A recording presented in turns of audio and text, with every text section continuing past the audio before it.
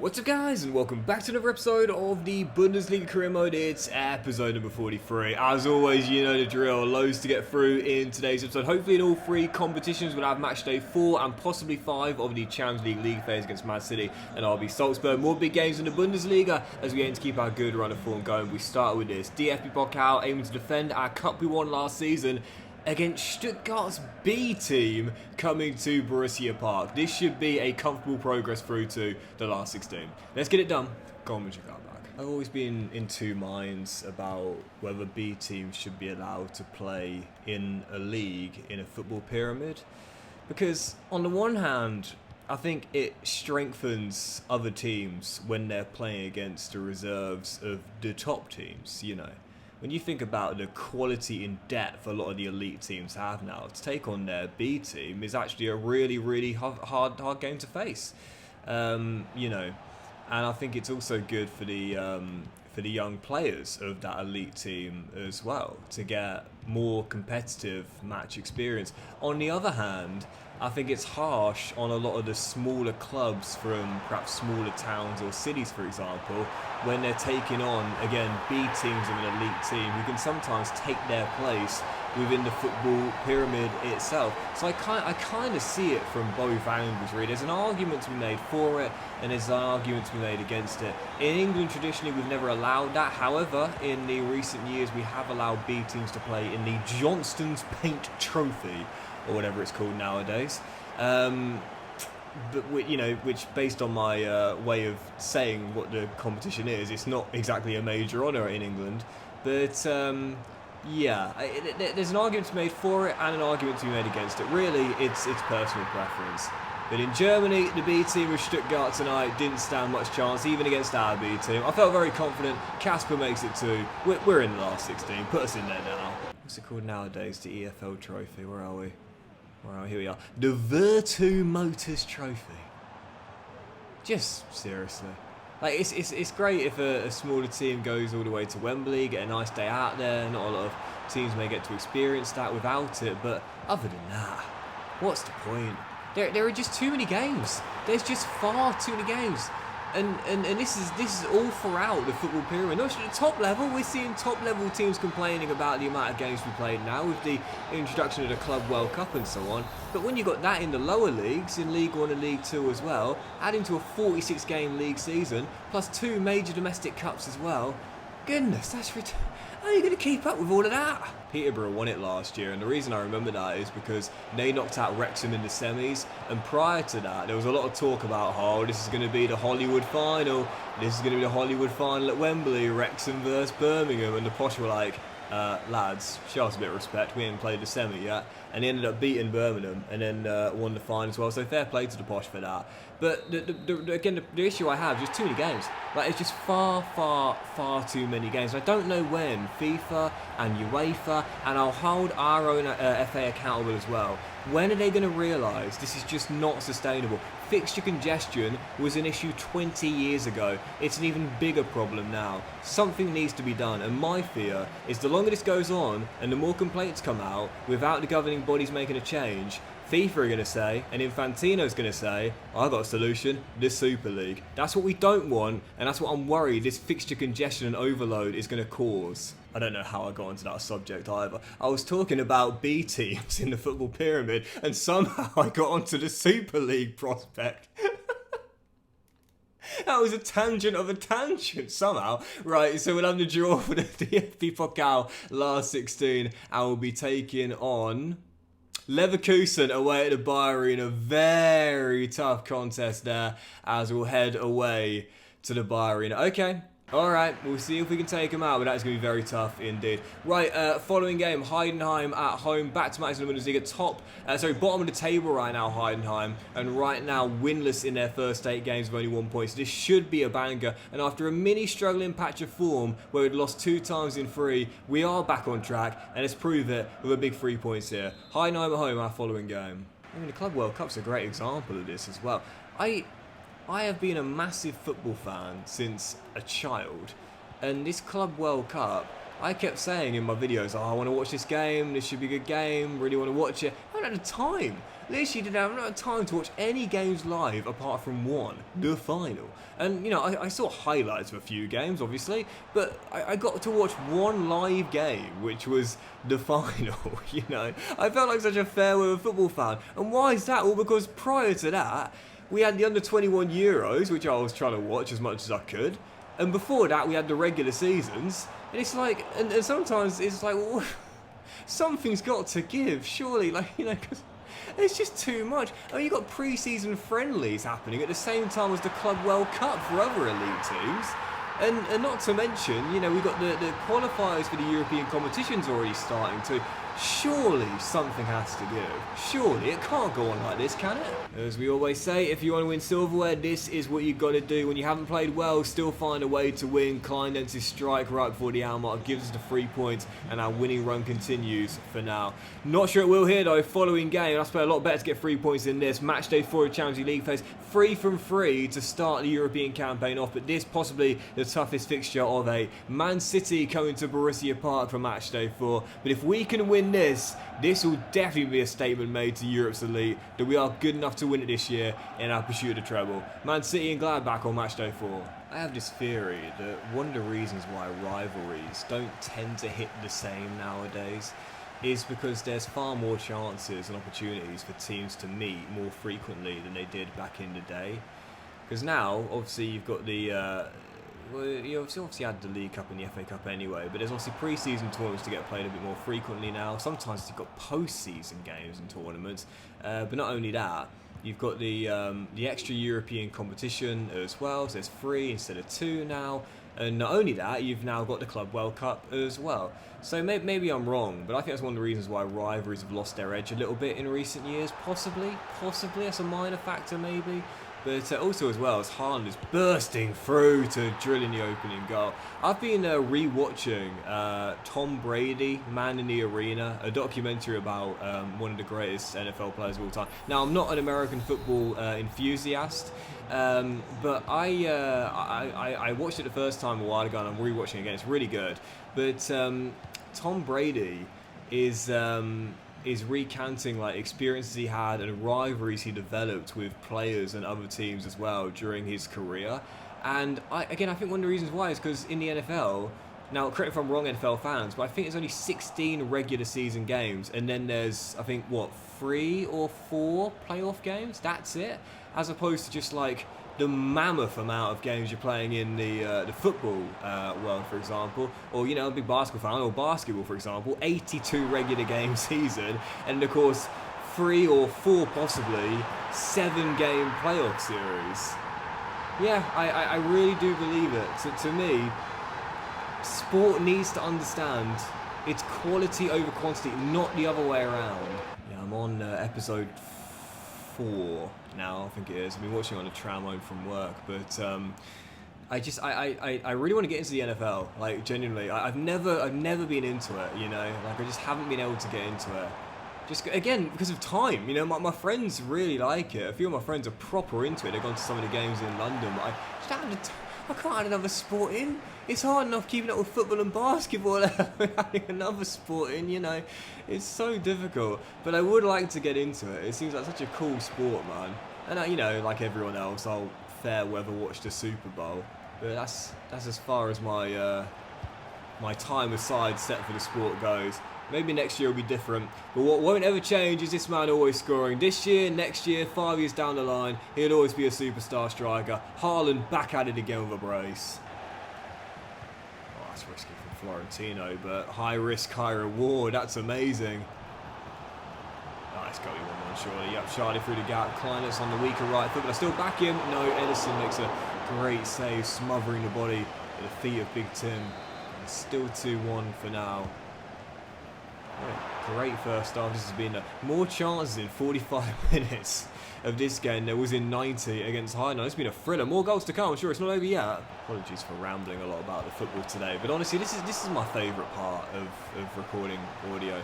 Like just chatting. Do you know what I mean? Just talking. Oh, great finish, Sancho. Just talking about the sport. You know, just talking about football. Like it's just that to me is just what I just love to do. Absolutely love to do it, and. Yeah, I hope you guys don't mind sometimes I go on tangents, but anyway, 3-1, this game's over. Sanchez has made it free, and I'm not going to panic. I'm not going to have a knee-jerk reaction to our first defeat in Europe. I knew it was unlikely we'd go 8-0 in the league phase, but yeah, to win a Champions League is hard enough on its own. To win a treble, I don't know. As much as I want to do it in this, our final season, I'm not sure I'm thinking realistically here. I'm not sure we got a good enough quality for it. Right, following game, let's jump straight into it on the back of that loss there. Leipzig coming to Borussia Park in the Bundesliga. We're still outside the top 4 after what's been a rocky and inconsistent and unpredictable start to the campaign. But with our eyes on the treble, the very least I want to do this season is retain one of the league or the cup, preferably the former. Let's get back on track here and back to winning ways. Leipzig at Borussia Park. Right, let's try to get forward, pokes it through the gap. Ollie Watkins with a wonderful ball through. Dovbyk gets a shot away, but Nicholas makes the save. It remains 0-0 for now. Once again, not a great start to the game here, conceding an early shot. Thankfully, Nicholas, who's still out of contract coming the end of the season, by the way, makes a really smart save. I think that's what I might do. Oh! Either at the end of this episode or at the start of the next one, give out those contracts. I still haven't given Nicholas one yet. I still need to give Robin one as well. I know it's the final season to say, it doesn't really matter, but just for realism, they're still on expiring deals. Yep, this save is not called the realistic career mode, so it doesn't mean that we have to do everything with realism as the primary goal, but it is still something we'd like to keep for as long as possible. That's a great ball through to Nathaniel Brown. And just waited perfectly for the right moment for offloading to Tim. Just had to wait. The man had to come across. If he didn't, he's going to slide it in the near post. As soon as he does, off to Tim, 1-0. Yeah, that's patience. Really good patience from Nathaniel Brown. Could have quickly offloaded sooner, and Tim would still have a defender in the way, plus the keeper as well. Oh, Tim takes it on early, and Carlos Secchi makes the save. All could have waited too long and the chance was gone, but perfectly timed. And that should have been 2. I took the shot way too early there. There's Rocco's delivery. It's headed just over the bar. This is better. 42 minutes in, a goal up, should be 2-0 up. Much better. When you've had a loss, like I said, put it right in the next endeavour. And I don't think there's any doubt about it now either. Like, we might not be at the level of Man City yet, and I'm going to be admitting that on the back of the evidence being showed, that 3-1 loss, but we've surpassed these guys now. Let's just, oh, that's a pen. Let's just be honest. I'm not being arrogant. We've surpassed these guys now. 3 straight years missed out the top 4, and this season, in our first meeting against them, up by a goal. Rocco missed a penalty in the Super Cup, trusted to take this one and puts it right next time out. We're 2-0 up here. Yep, we've surpassed these guys. We ain't surpassed Bayern. Definitely not, despite being champions. We surpassed these guys. Bradley to Xavi Simons. Game's not over yet though. Leipzig trying to get back in this one. Lovely clip ball through. Better touch. What an incredible goal. And the Ukrainian forward Dovbyk has just scored a goal which it reminded me a bit of Dennis Bergkamp watching that. What a touch that was. And the finish on the half volley to split 2 defenders. That is a prime Dennis Bergkamp-esque goal that. The way he brought that down out of the sky. Goodness gracious. Looked like I was watching him play all those years ago against Argentina in the World Cup. Anyway, 2-1. As things stand, trying to hold on to this. There are so many historic goals in football which... No, ref. Come on, he's just miskicked the ball. He's just miskicked the ball, mate. If you've not seen it, I encourage you to check it out after this. I'll leave a link in the description, but... No, that's not a pen, ref. That's not a pen. No, not in my book. Not in my book. I can't believe he's given that. But ball don't lie. Ball don't lie. Nicholas makes it. That was never a pen, mate. He just miskicked the ball and fell into stack. Never a spot kick. We're bottling this. 2-0 lead is gone. And we almost threw away the lead altogether. Well, almost completely threw that one away from a comfortable 2-0 position, but just about hung on despite Leipzig getting back into it. And I think that penalty save from Nicholas shows that we made a bold decision to not sign Ter Stegen. We could have done so for the homecoming, He might have dropped a clanger recently against Hamburg, but that's why we keep faith with him, because he wins us a lot more points than he costs us. Right, international break, and then directly after that, Darmstadt away from home as we aim to go for another big win in the league. Might have had a disappointing loss to Man City, but domestically right now, we're on a really good winning row of, I believe, 5 on the trot, I think, maybe even 6. So let's make it 6 or 7 here against Darmstadt. Come on, Mönchengladbach.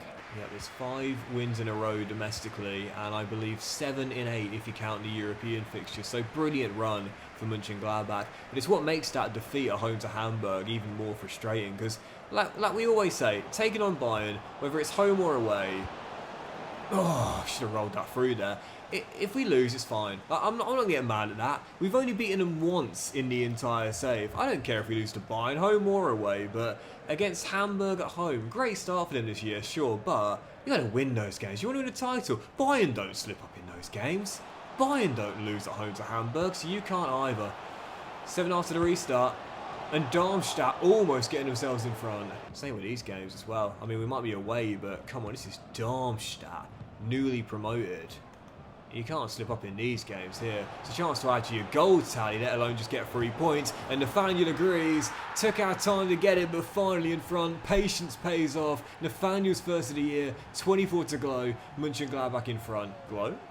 Okay, back to Nicholas. I'm going to spread that wide to Nathaniel there as well. There's a lot of space down that flank. Once that fullback, there we go.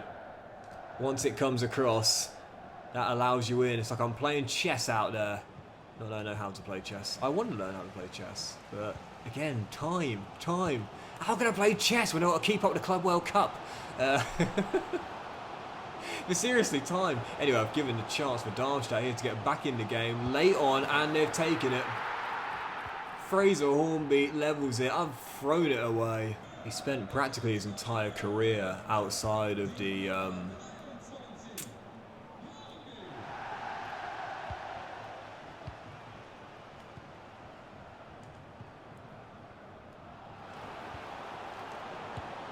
Oh.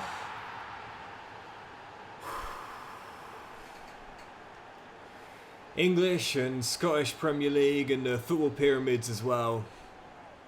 Decent little player, but as is this man off the bench, just into the rescue. I took off Kleindienst when we once we got that goal and thought I'll be alright from here. Well, just about, just in to the rescue, and we will extend the winning run domestically. Just had to get, apologies for going quiet, but I had to keep my composure there, man. Seriously, I couldn't throw these 2 points away today. Right, I think we'll end on this, our final game today. Back-to-back wins for Mönchengladbach. Now let's make it 3 straight and get back to winning ways in Europe. Match day 4 of the Champions League phase. RB Salzburg away in Austria, aiming for a big 3 points here to keep us in the top 8 with 3 games to go. Go on, Mönchengladbach. Also, very briefly on this, whilst we've been talking about football stuff today, I could not feel more sorry for Crystal Palace. Genuinely, I could not. I was so... I understand that rules are in place for a reason. I understand UEFA are thinking, oh, a chance to make an example of this. But I just thought, are you serious? It wasn't that long ago when you had RB Salzburg and RB Leipzig in the same group. Was it a problem then? With multi-club ownership? Was it a problem when Man City and Girona were in the same group together? How is this fair on Crystal Palace? I just thought it was just so unfair. What a save, Nicholas. I thought it was so unfair. You know, the double standard's ridiculous. And, you know, listen, multi-club ownership is just one of the big issues with the modern game, in my opinion. That's just my opinion. But I ain't got enough time to talk about that as well alongside the other stuff we've talked about today. So I understand. But ultimately, if we hadn't seen again the RB battle many years ago, for example, if that was alright, how is this not alright? With Crystal Palace and Lyon maybe not even facing each other. I couldn't believe it. I felt so sorry. So any of my Palace fans out there, even as a Millwall fan, I have to say, my sympathy to you. I thought it was a terrible decision, awful. And I'm sure UEFA would find reasons to justify it, the same way they would have justified the Red Bull battle all those years ago. But I just thought, you know, it's just, to me, it's just pure double standards. Can't stand it. Can't stand it. If you're going to make a rule for one, it has to be applied for them all. It's as simple as that, or neither. Like, come on, it's not fair. Kleindienst gets away from one. Keeps his dribble alive, takes aim. Oh, what a goal. What a goal, Kleinders. And for such a big man, he is seriously nimble on his feet. That's a wonderful dribble and a wonderful finish, 2-0. Let's keep the clean sheet. Let's keep the clean sheet. I don't want to throw us away right at the end. Nicholas, good save. Turns over the bar. Yep, got to tighten up defensively if we are to win that treble this season. That is going to be our main aim this year. Nicholas and Niakate do brilliantly well. And then a brave header away from Niakate. Chance remains alive and Jan just hoofed it away. That will do it. There we go. Even when the points are in the bag, even when the win is confirmed, we want to make sure we keep the clean sheet as well. Shut the door and show this season we've got to be ruthless all the way through if we are to have a shot at the treble. Might have had a bad loss to Man City, but otherwise we had a brilliant run, and long may it continue. But that'll do it for today's episode of the Bundesliga Crew, guys. Big fan, wish you enjoyed it. If you did, please do drop a like. If you all have a fantastic day, I'll return in the next one with match day 6 of the league phase against Lille, the Leverkusen game in the Cup, and more games in the Bundesliga as we aim to keep pace with the leaders, Bayern Munich. Have a great day, much love, and I'll see you for the next episode very soon.